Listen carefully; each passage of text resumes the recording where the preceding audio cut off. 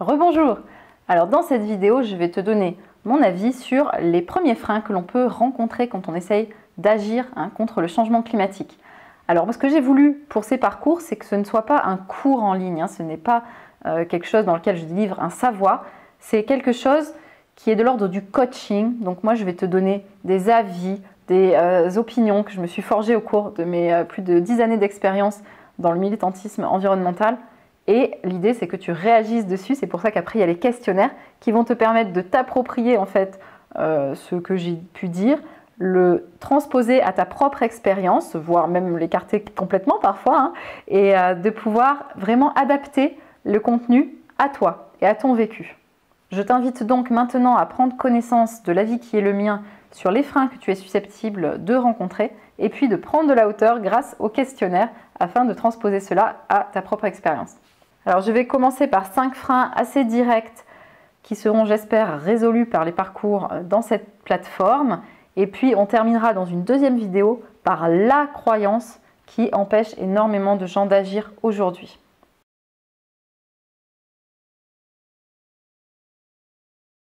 Premier frein, c'est de se dire que si personne finalement dans ton entourage ne s'inquiète vraiment, si les politiques n'agissent pas assez, c'est que ça ne doit pas être bien grave toute cette affaire.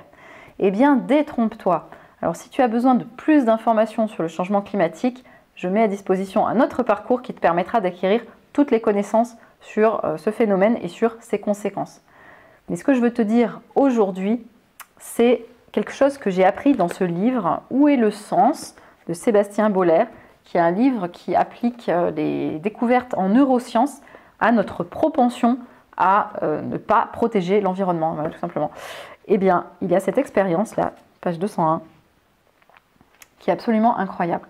En fait, nous avons un petit endroit dans notre cerveau qui s'appelle le cortex singulaire, qui est une espèce d'alarme qui sonne l'alarme quand nous nous sommes trompés dans nos prévisions, en fait.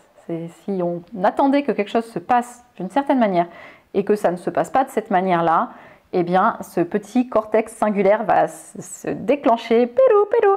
Et donc ça, on le voit dans une IRM. C'est quelque chose qui va nous alerter. Et donc, ce dont parle l'auteur, là, c'est d'une expérience où on demandait à des gens de jouer à des jeux de stratégie. Et donc, ces gens étaient tous placés dans les IRM. Donc, ils jouaient à ces jeux et puis le logiciel leur disait s'ils s'étaient trompés ou s'ils avaient pris la stratégie gagnante. Alors, habituellement, quand quelqu'un se trompe de stratégie, eh bien cela va allumer le cortex singulaire. La petite alarme là va dire « Toulou, toulou, tu t'es trompé, tu t'es trompé ». Eh bien figure-toi que quand on fait jouer des gens en groupe et que les gens ont accès à la connaissance de savoir ce que jouent les autres, si quelqu'un joue la mauvaise stratégie, mais que cette stratégie c'est celle qui a été prise par l'ensemble du groupe, eh bien le cortex singulaire ne s'allume pas. Ça veut dire que quand on se trompe collectivement, eh bien en fait on est tellement en train de se rassurer que de toute façon on fait la même chose que les autres, que notre signal d'alarme ne fonctionne plus. D'accord? Donc ça, c'est quelque chose qu'on peut voir par exemple dans la baie de Naples. Je ne sais pas si tu es au courant qu'à Naples, en Italie, on a ce volcan qui est le Vésuve, qui doit entrer en éruption là d'un moment à l'autre. Vraiment, ça doit arriver là dans la décennie à venir.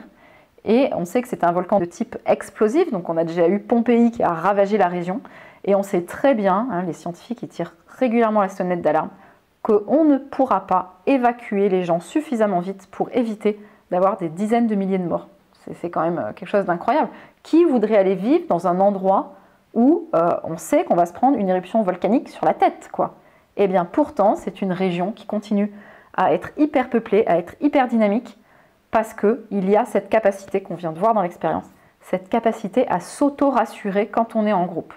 Si on se trompe complètement, qu'on fait quelque chose de très dangereux pour nous, mais qu'on le fait à plusieurs, notre signal d'alarme ne s'allume pas. D'accord? Donc je t'invite à prendre conscience de ce qu'on appelle ce biais cognitif, c'est-à-dire un biais de notre cerveau qui nous empêche en fait de réagir à la juste mesure de l'événement. Voilà, donc et encore une fois, si tu as besoin de te rappeler les conséquences du changement climatique, eh bien, je t'invite à aller suivre l'autre parcours pour que tu puisses répondre par tes propres moyens à cette question, est-ce que c'est grave ou est-ce que c'est pas grave? Deuxième frein que tu peux rencontrer, c'est le manque de motivation pour agir. Alors déjà, si tu es sur ce parcours, c'est que tu as fait preuve d'un sursaut de motivation, donc déjà félicitations. Et puis l'effet de groupe, de venir à plusieurs, d'avoir le forum de discussion sur le parcours, c'est quelque chose qui, j'espère, générera de la motivation tout au long de ton chemin. J'ai aussi voulu des parcours assez interactifs, avec des questionnaires, des choses qui te font réagir. Alors si tu es comme moi, adepte des petits questionnaires de plage, là, chez Biba ou Cosmo, voilà, tu devrais y trouver ton compte. Et puis enfin, tu verras au niveau de ma méthode que j'ai complètement banni le mot effort du vocabulaire. Pour moi, on n'est pas là pour faire des efforts. L'effort, il est très ponctuel. C'est juste pour mettre en place de nouvelles habitudes. Et tu verras qu'au contraire, dans tous les parcours, on ira trouver toutes les sources de joie possibles et imaginables pour mettre en place des choses qui tiennent sur la durée. Voilà un peu pour les parcours et l'aspect motivation. Ensuite, il faut se rendre compte que le manque de motivation, ça cache souvent autre chose et que cette autre chose, c'est souvent la méconnaissance de l'impact de nos actions et de la visualisation de cet impact. C'est vrai que si on fait quelque chose qui nous demande une contrainte au quotidien et en plus on ne sait même pas si ça va servir à quelque chose ou pas, en fait c'est logique qu'on n'arrive pas à se motiver. Et donc tu verras que dans ce parcours-ci, il y a un chapitre pour t'aider à faire la part des choses entre les actions qui ont de l'impact sur le changement climatique et les actions qui n'en ont pas, afin que tu ne gaspilles pas ton énergie à faire des actions qui n'ont aucun impact, parce que je t'assure qu'il y en a beaucoup, et que tu concentres ton énergie sur les choses vraiment impactantes et donc motivantes. Et pour ça, derrière, on s'appuiera sur une démarche qui est chiffrée pour que tu saches toujours exactement où tu en es de ton empreinte carbone et de ton chemin vers un mode de vie soutenable. Le troisième problème que tu rencontres peut-être, c'est d'avoir la sensation de manquer de temps pour mettre en place des nouvelles choses pour protéger la planète. Eh bien déjà, il faut se rendre compte que parfois, il y a des circonstances où on manque réellement de temps. Si tu viens d'avoir des enfants en bas âge, par exemple, eh bien, c'est normal de manquer de temps. Et ce sont des périodes dans la vie dans lesquelles tu n'auras peut-être physiquement pas le temps de te consacrer à la protection de l'environnement. Et ça, c'est peut-être quelque chose qu'il faut arriver à accepter, de se dire, les 2 prochaines années, eh bien, je vais laisser les autres travailler, mais pour moi, ce ne sera peut-être pas le bon moment. Donc il faut quand même être réaliste dans certaines situations et de ne pas non plus se mettre des contraintes qui sont intenables.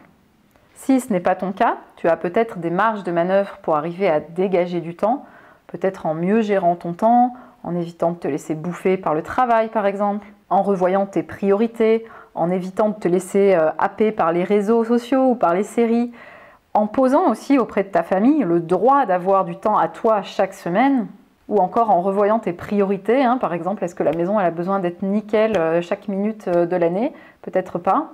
Ou alors en demandant de l'aide à ton entourage. En effet, sauf cas particulier que je disais au début, notre rapport au temps et à la priorité qu'on accorde à chaque chose est généralement extrêmement flexible. J'avais noté cette citation dans une formation que j'avais suivie, que dire non, c'est dire oui à autre chose. Et d'ailleurs, les personnes qui se sont appropriées ça disent maintenant je n'ai pas pris le temps de faire telle chose. Au lieu de dire je n'ai pas le temps, ils disent je n'ai pas pris le temps. Parce que souvent, c'est ça la question des priorités, c'est de prendre le temps, c'est de mettre quelque chose en priorité pour prendre le temps de le faire. Par exemple, à titre personnel, je suis toujours sortie assez tôt du travail parce que je savais qu'en revenant à la maison, je voulais faire du piano, j'avais mes activités militantes, après j'ai eu mes enfants et donc je disais non finalement au fait de sortir tard pour dire oui aux autres activités que j'avais envie de faire. Voilà. Donc maintenant, à toi de voir si le climat fait partie de tes priorités. J'espère que oui et que tu arriveras à dégager ne serait-ce qu'une demi-heure par semaine pour s'occuper de la planète, mais aussi pour s'occuper de toi, puisque si tu es ici, c'est probablement que tu ressens de plus en plus fortement ce décalage entre tes actes au quotidien, ta vie quotidienne et ta conscience écologique. Et ce décalage, ça provoque quand même un tiraillement et un besoin de se sentir aligné. Et comme c'est inconfortable, j'espère que tu arriveras à dégager ces une demi-heure pour prendre soin de toi, prendre soin de la planète et de celle de tes enfants. Le quatrième problème, c'est le problème du manque de connaissances et de savoir vers quelle action aller, quelles sont les actions les plus impactantes, les actions à mettre en priorité. Ça, écoute, je ne vais pas m'attarder là-dessus parce que c'est justement pour ça que j'ai conçu ces parcours. C'est pour que tu évites de faire comme moi, de perdre 10 ans à aller à tâtons sur plein de gestes différents sans te rendre compte de ce qui est impactant et de ce qui ne l'est pas. Et donc, tu trouveras toutes les informations dont tu as besoin dans les parcours. Alors, pour éviter un effet de bloc d'informations, je les ai distillées tout au long des parcours. Tu les verras, elles sont ultra digérées. C'est vraiment des informations qui sont, comme on dit, actionnables, c'est-à-dire prêtes pour être utilisées pour savoir comment agir. Le 5e frein que tu rencontres peut-être, c'est de te sentir tout seul, de te sentir isolé dans cette démarche écologique, voire même d'être freiné par ton entourage. Si c'est le cas, eh bien déjà, sache qu'il y a le forum de la communauté où tu vas pouvoir échanger avec d'autres personnes et voir que nous sommes beaucoup à être dans cette dynamique-là. Et ensuite, tu trouveras des parcours pour t'aider à influencer efficacement ton entourage, pour ne plus te sentir démuni et arriver à embarquer les autres, ainsi qu'un parcours pour trouver l'engagement collectif qui est fait pour toi.